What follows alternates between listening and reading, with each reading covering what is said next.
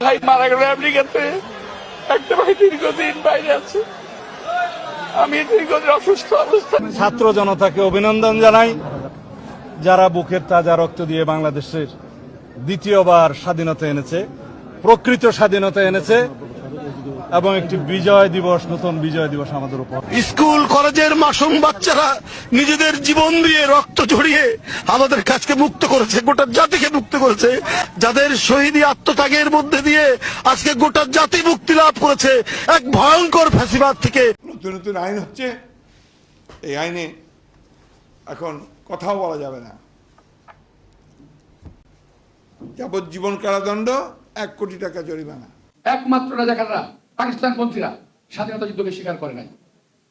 তারা এখন বলতে চায় ওই স্বাধীনতা না, দ্বিতীয় স্বাধীনতা হয়েছে। আমি প্রথম প্রবেশ করেছি, দ্বিতীয় স্বাধীনতা বলে বাংলাদেশে কিছু নাই।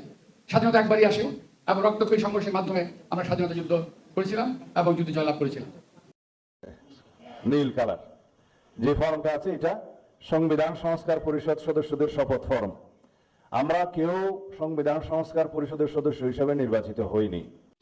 গণভোট বলে কিছু নাই, গণভোট বলে কোনো আলোচনার বিষয় নেই। এটা ওখানেও কোনো এজেন্ডা ছিল না, এখন গণভোটের কোনো এজেন্ডা নেই। এরপরে নতুন ভাবে ঐক্যমত হওয়ার কিছু নাই। যেটা ঐক্যমত হওয়ার অতটুকু হয়েছে, চ্যাপ্টার ওখানে ক্লোজ হয়েছে।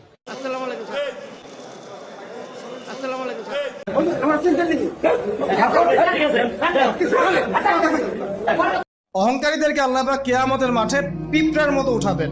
তাদের আকৃতি মানুষের সমান হবে না, ছোট ছোট কালো পিঁপড়ার মতো হবে এবং অন্ধকার ওদেরকে ঢেকে নিবে।